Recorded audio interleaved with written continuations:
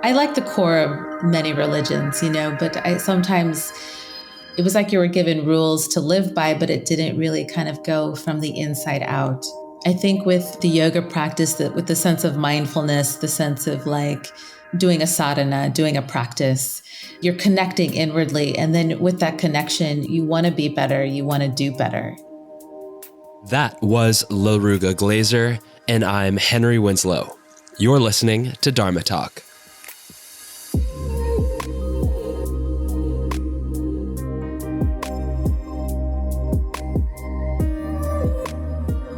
Dharma Talkers, you're here. I'm here. We're here. Well, we're always here, aren't we? Because where else could we possibly be but here and now? At this present moment, here and now happens to be your latest episode of Dharma Talk. And I've got a beautiful interview to share with you in just a few.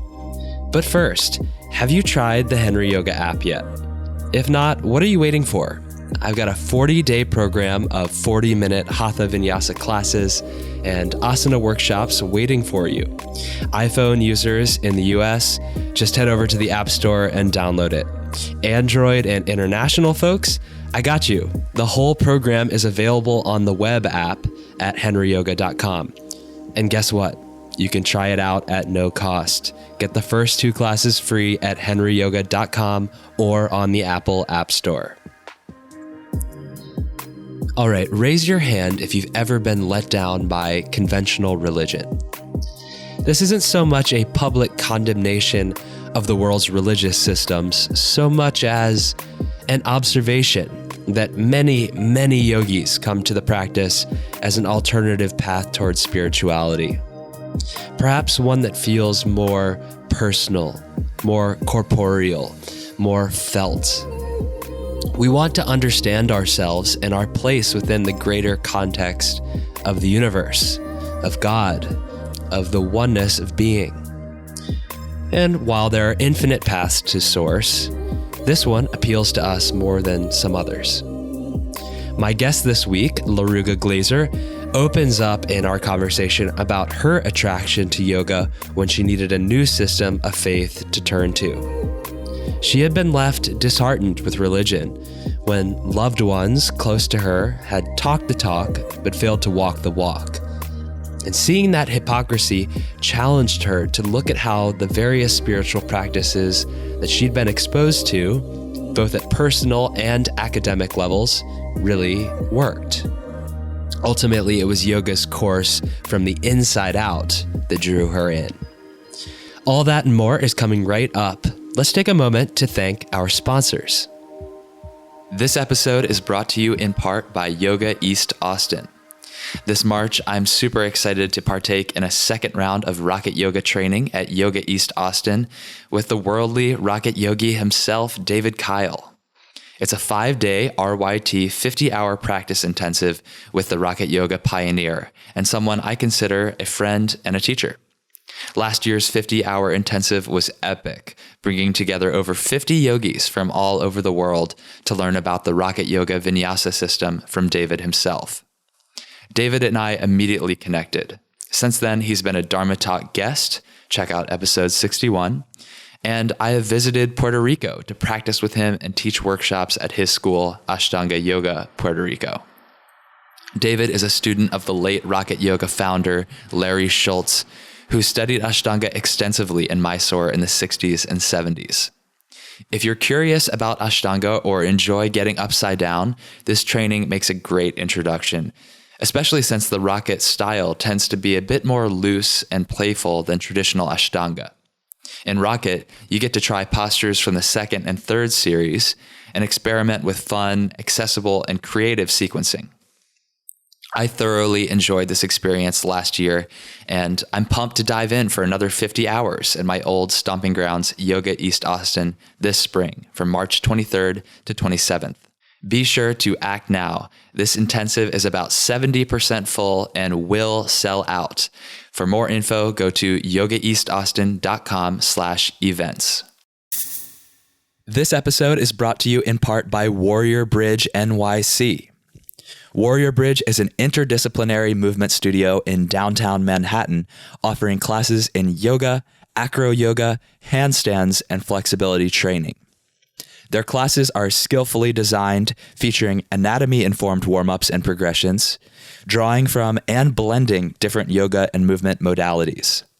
While the offerings are diverse, what's constant is an emphasis on practicing in a way that honors where you're coming from and where you're trying to go. Warrior Bridge offers a full schedule of weekly classes, weekend workshops with visiting instructors, and teacher training programs, the next wave of which will be held this summer in NYC. First up, anatomy and movement teacher training from July 15th to 25th, led by Sean Langhouse and Emily Lazinski. Sean was a past guest on Dharma Talk, of course. This training is designed for both practicing and aspiring teachers who want to better understand anatomy and how the body works, as well as Warrior Bridge's unique training methodology around yoga, handstand, flexibility training, prehab, and injury prevention. And the next training will be their Acro Warrior teacher training from July 27th to August 6th. This is New York City's only acro yoga teacher training and is all about immersing yourself in the acro practice and acquiring the skills to safely and intelligently lead acro yoga classes and practice. Learn more and register at warriorbridge.com. Now back to the show. Laruga Glaser, at Laruga Yoga on Instagram, is a level 2 authorized teacher from KPJAYI's Ashtanga Yoga Institute of Mysore, India, with over 20 years of personal experience practicing Ashtanga Yoga. Fascinated by the mind-body connection and spiritual philosophy from a young age, Laruga is dedicated to cultivating transparency to this tradition and the deeply rich lineage from which the practice originates.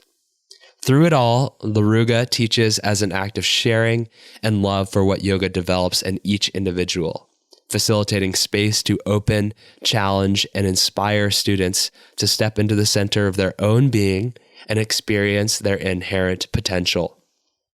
Laruga currently heads the Mysore program at Yogayama in Stockholm, Sweden, and teaches workshops and retreats internationally.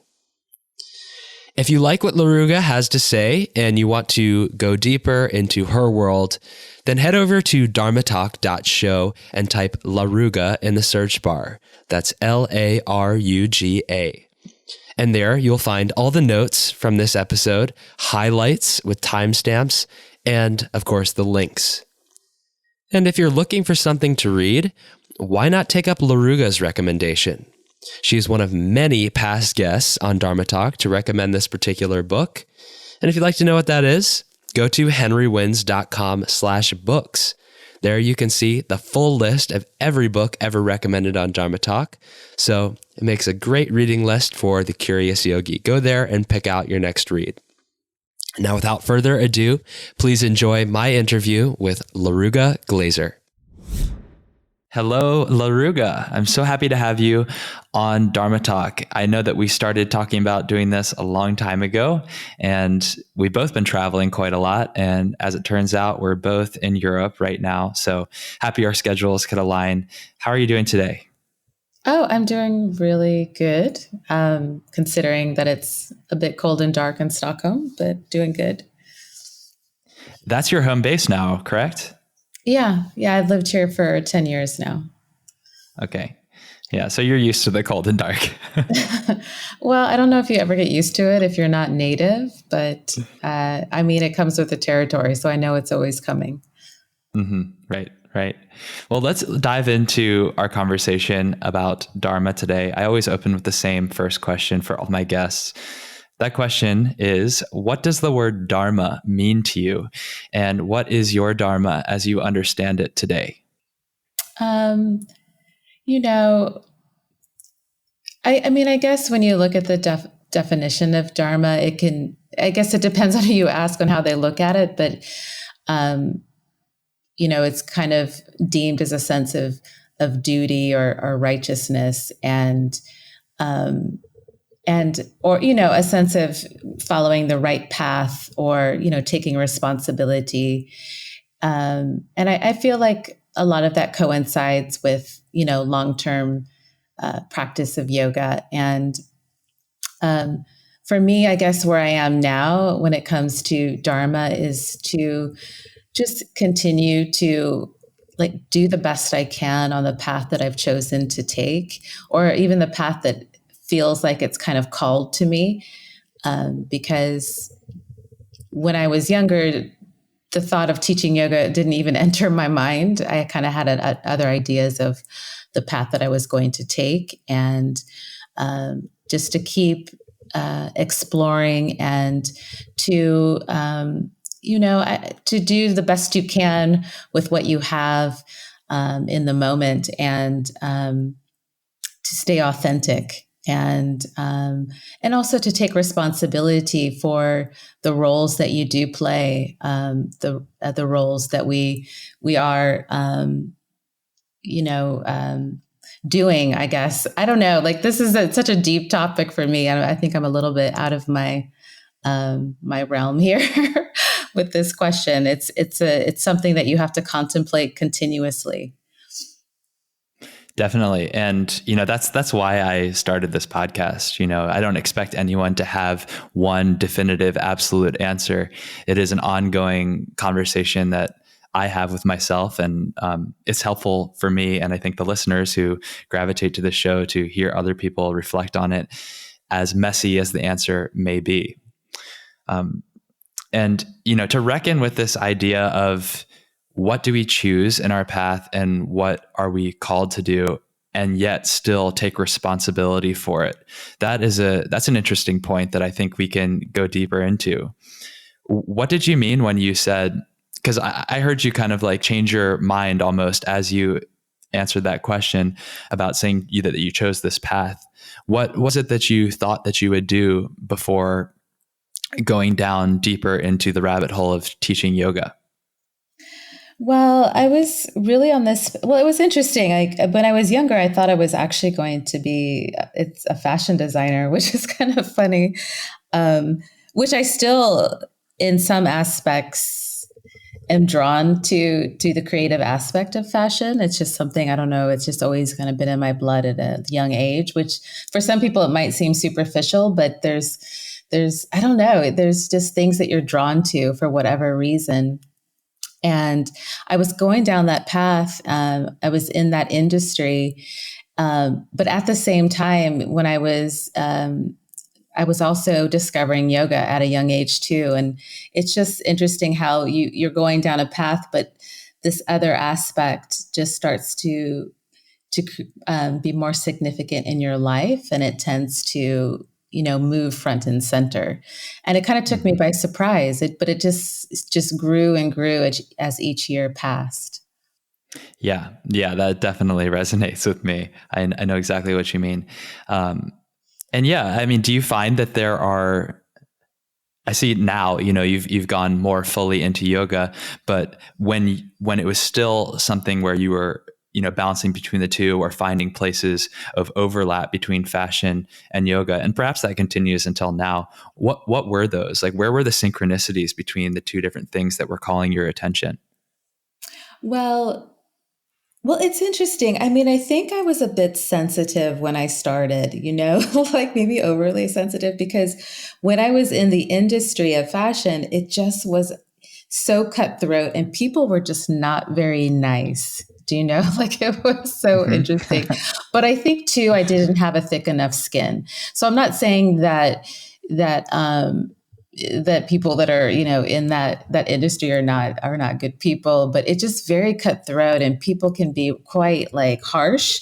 And I just don't think at the time I was quite ready for that. Now I think it might be different for me, because I feel like I've grown a little bit more of a thicker skin, or like I have I have more boundaries, when it comes to just respecting myself and how to communicate with people and navigate those types of conversations. But at the time, it was a bit tough for me, and that's why I started to go into other realms of just other types of work. It wasn't necessarily yoga, but I was slowly getting out of fashion and going into other areas. But the practice of yoga, in a way, just kept me sane in the work that I was doing. And it gave me greater perspective. And slowly, as I was deeper into the practice, I was building a greater foundation to stand upon, in, some stressful climates, I guess I should say. Sure. Yeah. Like the power of yoga to develop your resilience is pretty undeniable for anyone who's practiced for a significant period of time. Yeah. To what do you attribute the thickening of your skin, like the ability for you to, that you say that if now you were to go back to the fashion industry, you'd be able to withstand that probably a little bit better than you were in at that time of your life. Is that also yoga or something else? Yeah. And I guess sometimes thickening of skin can seem like the wrong wording. Like it's not necessarily that I'm putting up like a shield, like where I'm just trying to, block people out, but it's just more being able to stand strongly within myself. I feel like yoga has really helped me with that over the years. And, negativity will always come your way, whether you choose to or not, like sometimes it's out of your control. And I feel like this practice has really helped me to stand firm within myself and just be able to ride the storm. And I think many people can attribute to, the great benefits of yoga, of experiencing that over time.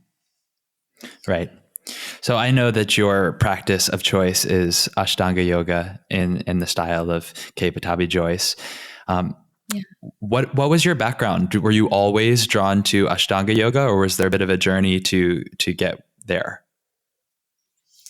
What's interesting is I kind of, in my adolescent years, I was really into discovering just philosophy, and I was into like studying different types of religions. And through that discovery, I did find yoga philosophy, and it really struck me, that my first gateway into yoga was really through the philosophy first. And I remember even just finding the Ashtanga yoga, the 8 limbs, that come from the Yoga Sutras, discovering that first before like the Ashtanga yoga, asana practice.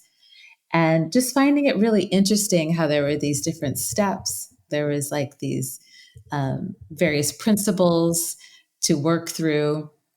And even though at the time I was a bit naive, I was kind of drawn to the experiential aspect of what, yoga was or what, the books that I was reading was teaching, that you had to do it to really obtain the wisdom. And I think that's what furthered my enthusiasm to go deeper into the practice of yoga later on.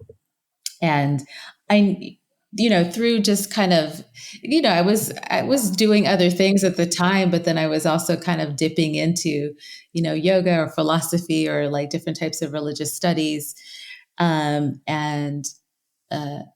few years later, I also had some issues with my back, and I also knew, yoga also has these postures, and I had this understanding that it was very healing. And that's how I started to delve into just the actual physical practice. And when I started with more like a softer form, like a little bit more Iyengar based type of yoga. I mean, I remember I just had some videos of like Rodney Yee and Patricia Walden, and it was so interesting because at the time, even though I was seeing doctors and trainers, because I was having issues with my back, just doing these soft forms of yoga postures seemed to be the only thing that was helping me. Which really kind of lit a light bulb inside of me. And I was like, whoa, I'm going to do more research on this yoga, because this is healing me. This is helping me.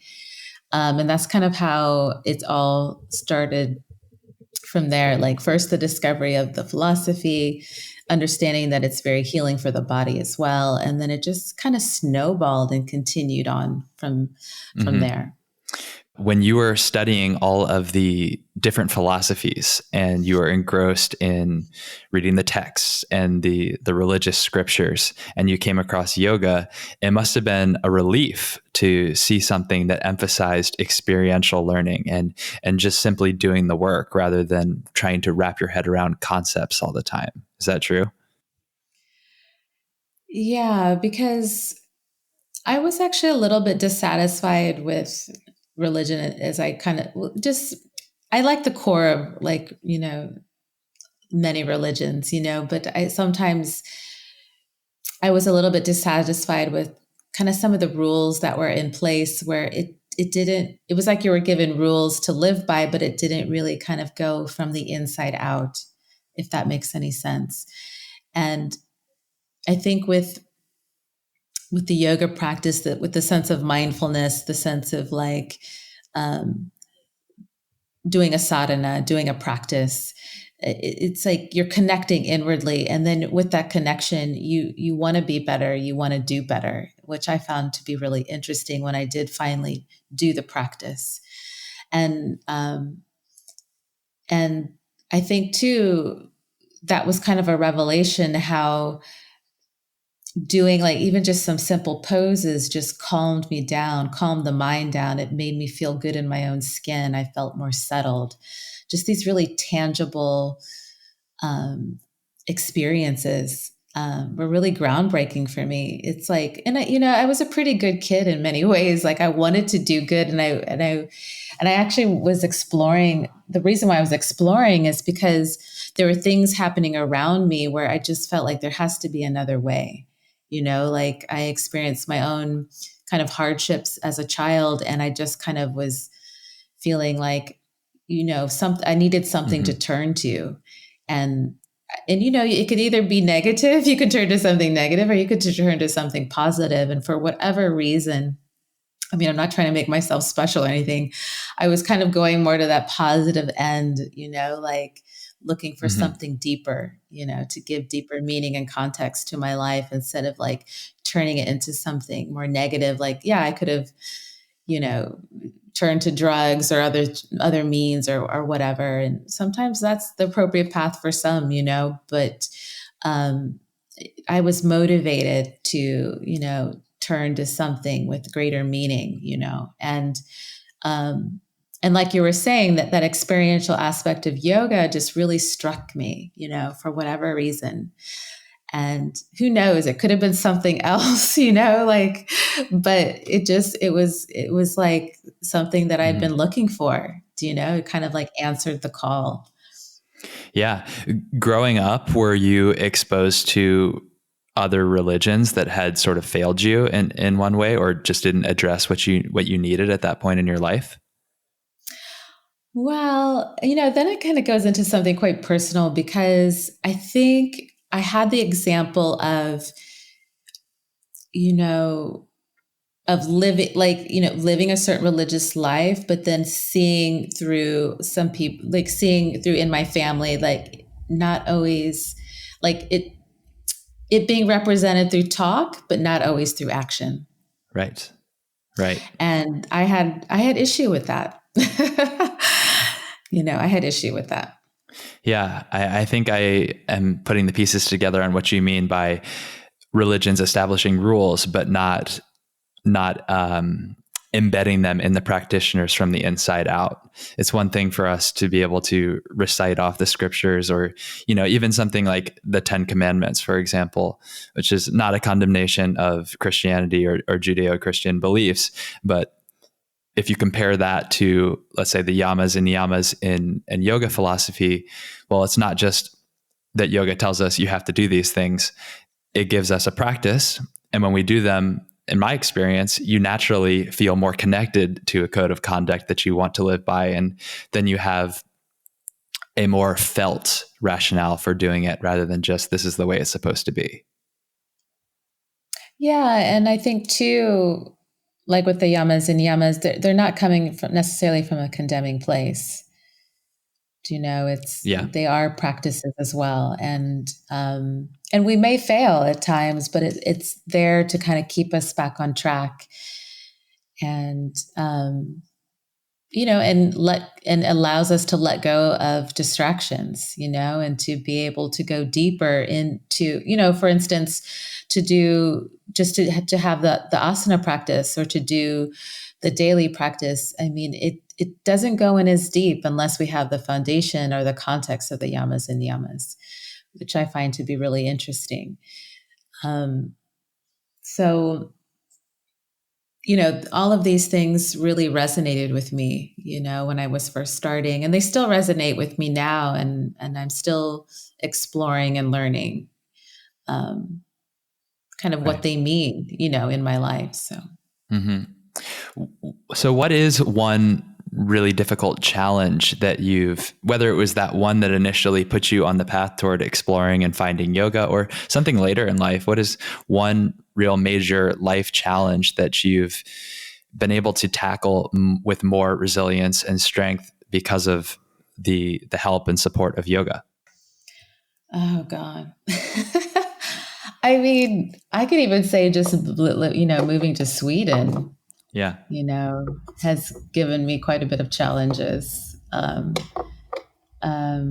had many challenges living here, and trying to, if anything, I think one reason why my practice started to deepen so much is due to like moving here, actually, because Sweden's a beautiful country and has really amazing people, but it's really hard to connect with others here, I have to say.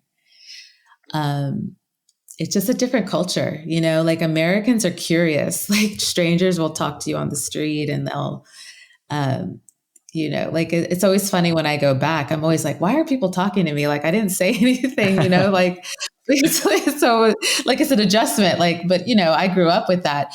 But here it's so different, like it's very difficult to make friends. It's really very challenging to make, authentic connections here, as a foreigner, and just the culture is very different.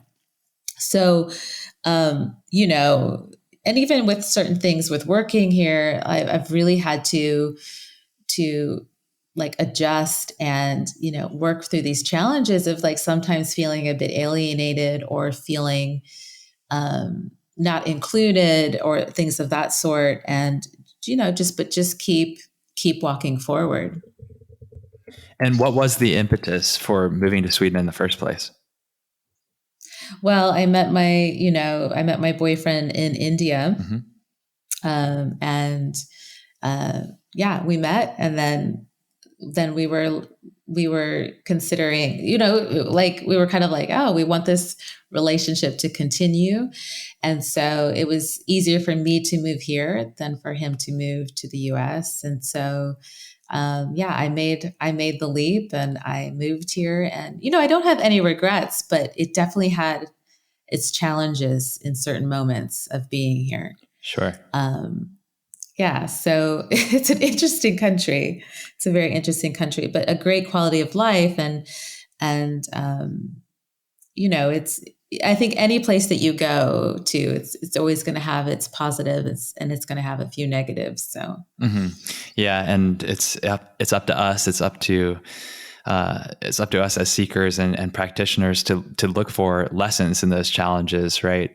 And I think if you are going to Sweden and you're finding that it's difficult to connect with others, then maybe, maybe I'm projecting at this point, but maybe it's an opportunity for you to see like, oh, well, I came here to connect with my partner. So it causes me to double down on that connection. Who knows? Yeah. Yeah. It's, it's such an interesting place because I was so excited like to move here in the beginning. But it was so funny because I remember a few people like that were friends of my boyfriend. They told me like in the beginning, I was like, I'm good, but they're like, they kind of looked at me, were like, it's going to be challenging. It's like, they kind of like warned me like, and I'm just like, no, it's fine. I'm going to be good, and in many ways I have been, but there are, certain things that I kind of like also kind of came to the point where it is different for me culturally, and I'm still going to keep the essence of who I am and where I come from. Do you know? Yeah. Like I'm not going to just like let that totally die, and that's the interesting part. And and I think in many ways it is appreciated, like, by the right people and things like that. But so I've kind of also learned that, yeah, like I will smile at people and I will say hello, even though it's not customary here. And maybe not And, reciprocated. right, exactly. And if people think I'm weird, that's fine, like no big deal. So yeah, it's just an interesting place. And I don't want to paint like a bad picture, because I feel like Swedish people are actually really good people, it's just they're not as extroverted. Right. And so it's a different vibe, and it comes with, different energies, and you just have to kind of learn to adapt. Yeah. Yeah. So you've been living there for 10 years now. You've obviously had the time to kind of acclimate and get adjusted. What tools or techniques would you recommend to someone else who maybe is in a new location or just feeling, alienated in some other respect, even if it's just psychologically in their current environment, to feel more grounded in themselves?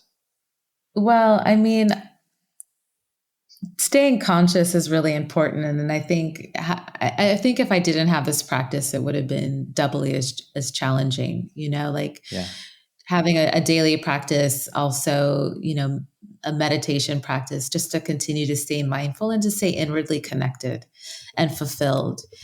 And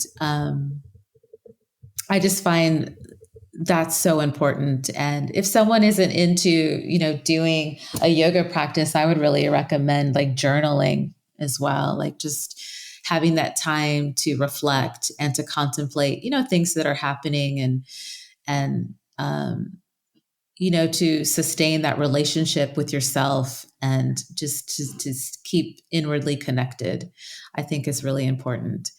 And I've done a lot of travel too. And I feel like with travel and also living in a new country, you start to experience new sides of yourself that you didn't realize were there either. And I find that to be also really interesting. And so just staying mindful and connected and open to that, I think, is also really important. Cool. I want to take two different directions from your answer, but I'll start with the first one. For a daily practice, everybody's kind of got their own, and I know that you are pretty traditional with your Ashtanga practice, but what does your daily practice look like at this point? Yeah. So, I follow, what my teacher has given me as the best that I can. And sometimes it has to be adjusted when I do quite a bit of travel. But, right now I practice in the mornings, pretty early in the morning. And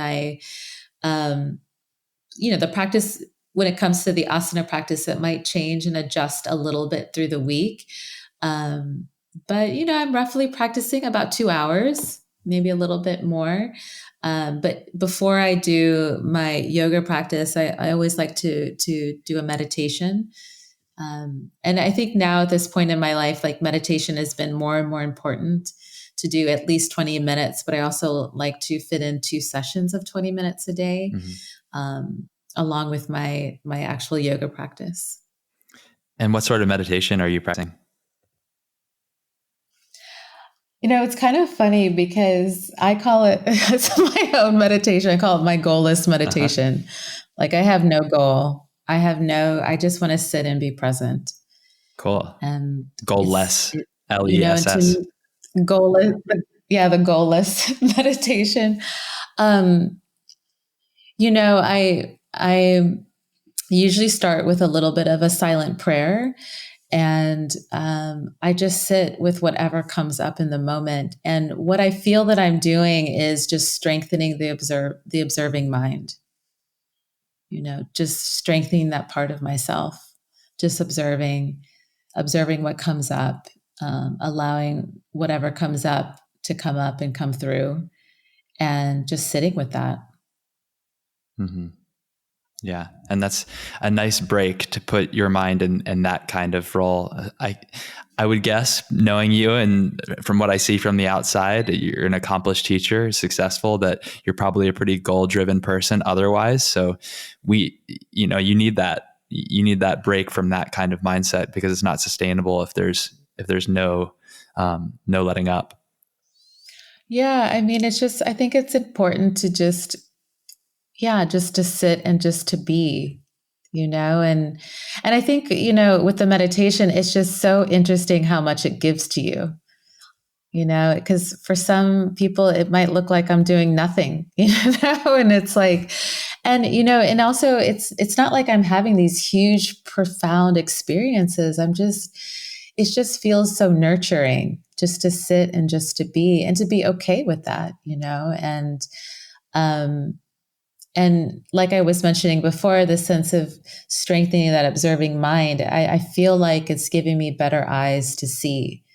I'm seeing more, I'm sensing more. It's like you're kind of building that up inside of yourself, um, um, which I find really interesting. And so I'm kind of like, who knows where it's taking me? I don't know, because I'm trying not to have a goal here. Yeah. So. Yeah. When you say that it's strengthening your observing mind and giving you better eyes to see, do you mean there in those 20 minutes of meditation, or something that carries through in your conscious interactions with the external world as well? Yeah, I feel like going outside of that.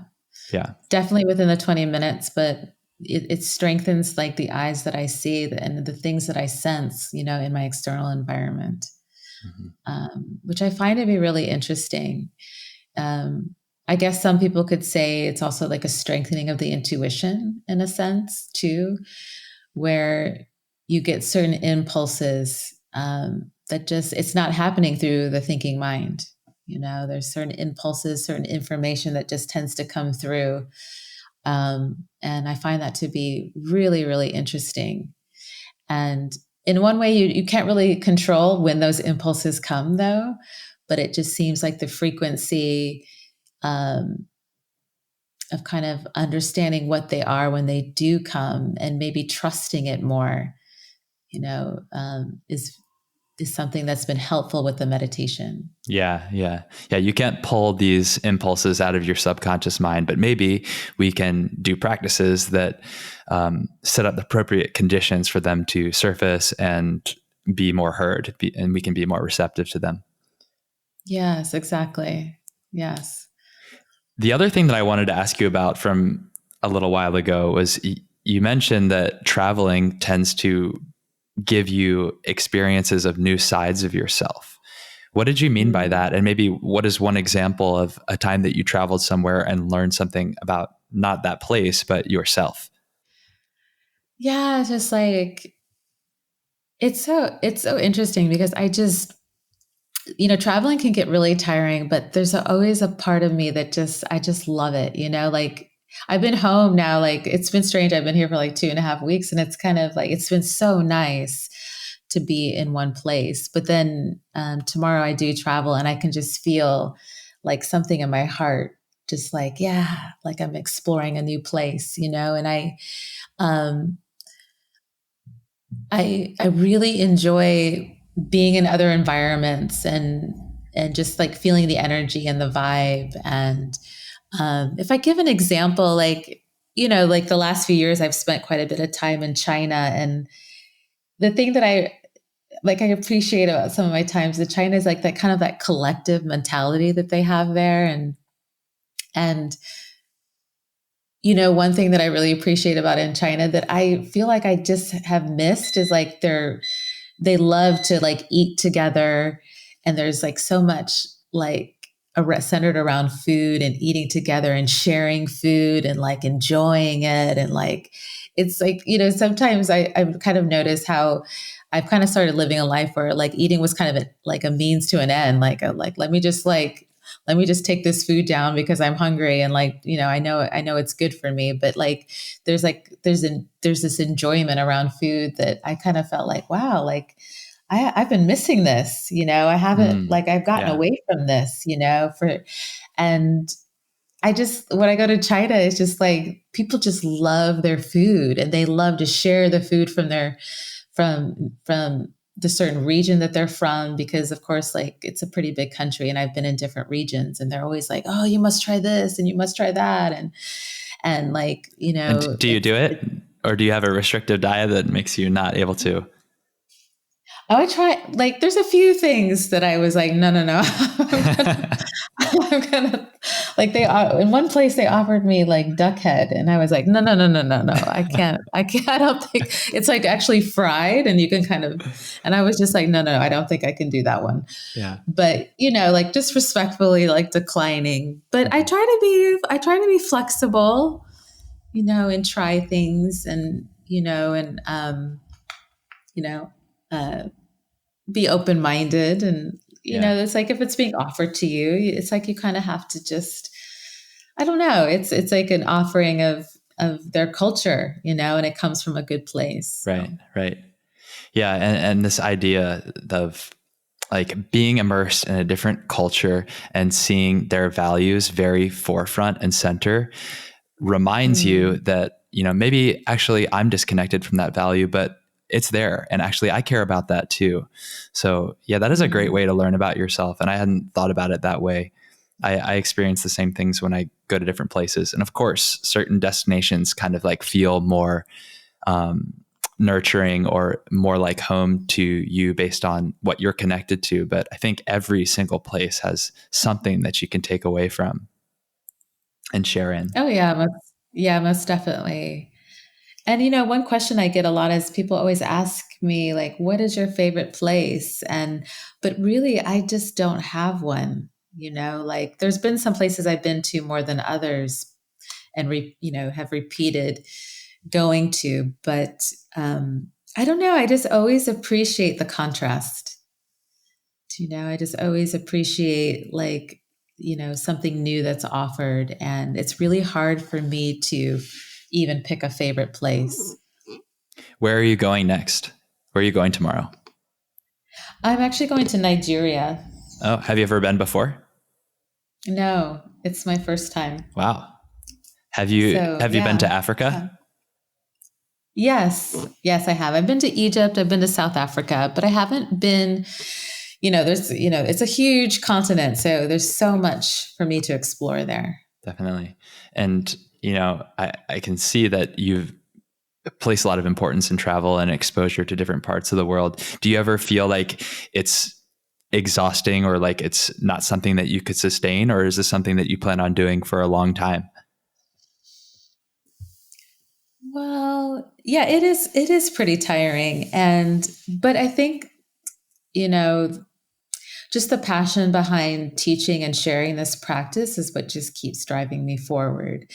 Once I'm at a place, it's like I feel compelled to share the practice and the energy just comes. But getting from point A to point B, I think that's the most exhausting part because a lot of annoying things can happen during travel. And, I feel like there's so many opportunities to practice when you travel because your patience is being tested consistently. So, it's such an interesting thing, like just checking in and queuing all the time. A lot of things can happen and you have to really just kind of keep your cool. If I could just be beamed up to places, that would be great. But unfortunately, it doesn't work that way. So you don't have that city yet? Because no, I definitely don't. I definitely do not. I wish I did. No, it's so true. I mean, going to the airport is like, that's the hardest place to practice yoga. It's a concentrated, like a sardine can full of people who are super stressed out and rushing. Plus there's like a lack of sleep. Everybody's time traveling. So there's like, everybody's jet lagged. It's tough. I know that challenge all too well. But just like anything else, it can become part of our practice. Yeah. Yeah. I mean, I find that to be kind of the most challenging part. And I mean, the good outweighs the bad, and that's why I keep doing it. And, and some travel experiences just flow really beautifully. But But, most of the time there's always a little something, you have to deal with, and just kind of test your patience, just breathe through it. So, but I do actually, in some instances do enjoy travel, at the same time. And I've kind of found a rhythm with it as well. And just kind of know that, okay, you just have to expect the unexpected. Yeah. And that just kind of comes with the territory. I mean, my biggest tip or biggest like tool that I use, that I employ in times like that, is just like try to remember that, wow, this is actually like a huge blessing and kind of a miracle that we're able to like get in a plane and fly across the world and be there in, under 24 hours in many cases, from one extreme to another. And like, that's insane. Like, how cool is that? Do you have any other tips that you recommend for people who travel a lot? Yeah, I mean, I kind of have my things, like I try to pack things that just wherever I'm going that will make me like feel at home, like just I always pack like really comfy pajamas so I can like put those on like wherever I'm going, like when I get ready for bed, so I can just feel at home and feel cozy. Um, Whether that's like, bringing good books to read, um, just little things to like also use to just kind of pamper myself, like when I'm there, just so I can feel relaxed and just comfortable. And, um, and I usually don't have a problem. Like I can like sleep almost anywhere, but I do bring these things that just bring me a little bit of comfort, just so the space that I'm sleeping at, I can feel at home as quickly as possible. Yeah. Bring a little bit of home with you. Carry over some of the routine. Yes. Yeah, most definitely. Right on. Okay, so what's coming up for you? Do you have travel arrangements or retreats or trainings that people might be able to join you for? Yeah. So when it comes to what I'm doing next is tomorrow I go to Nigeria, then I come back home to Stockholm, and then I will be heading to South America. So next week, yeah, midweek, I will be leaving for Buenos Aires. So I'll be doing a week there, and then I will be going to Brazil. And then I will be coming back home and for about a week. And then I will be teaching in Mumbai and then doing my annual retreat in Goa, which will be at the Purple Valley Retreat Center. And I've been doing retreats there for, I think roughly last 5 years, I think. And that will be in the first 2 weeks of March. In 2021, I will be doing 1 month at Purple Valley. So I'll do like a 1 month intensive there. So that's what I have coming up like in the next few months when it comes to both workshops and retreats. Very cool. What can people expect in Goa for this year or next year? So I really enjoy teaching the Purple Valley retreat because it's a bit of a longer retreat. And how I set up the retreat is, of course, we do morning Mysore practice first thing in the morning. And then we have afternoon workshops as well. And what I do at this retreat is I actually teach double at this retreat because I've acknowledged that some people are newer to the practice. They're more at the beginning stages of practice. So I do a course of workshops for people that are practicing within primary series. And then I will do another workshop after that for more experienced practitioners that, need to work more on technique. They're working beyond primary, whether that's intermediate series or advanced.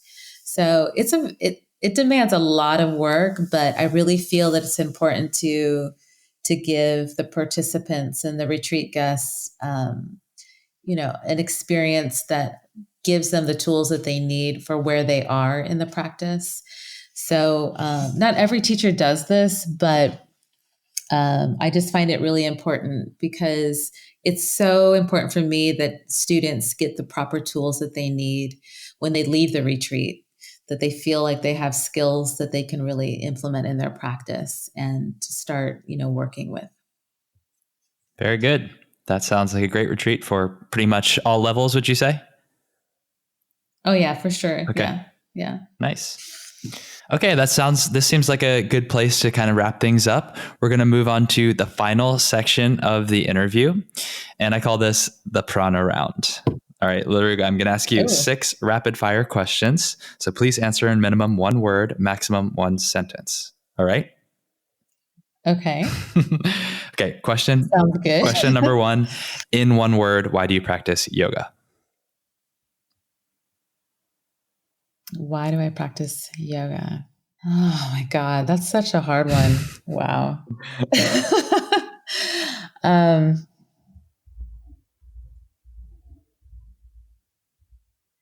I practice yoga to know who I am at the most essential level.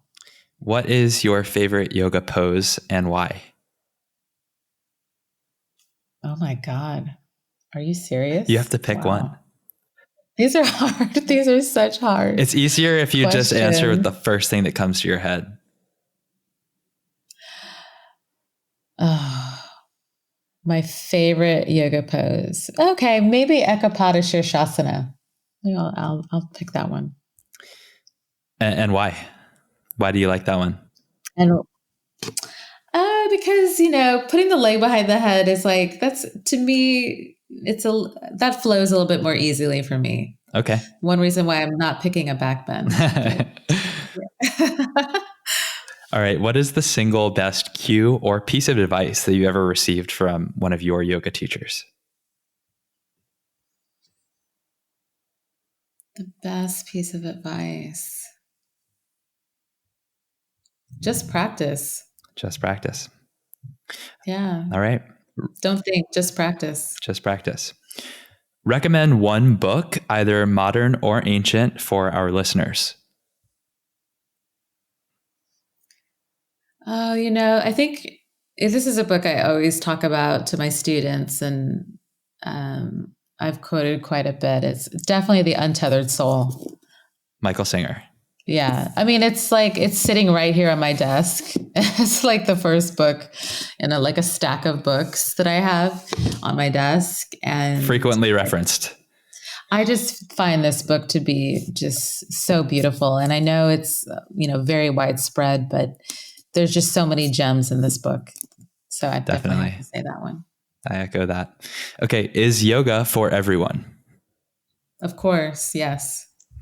Final question. How can our audience get in touch with you, and how can we support you in your Dharma?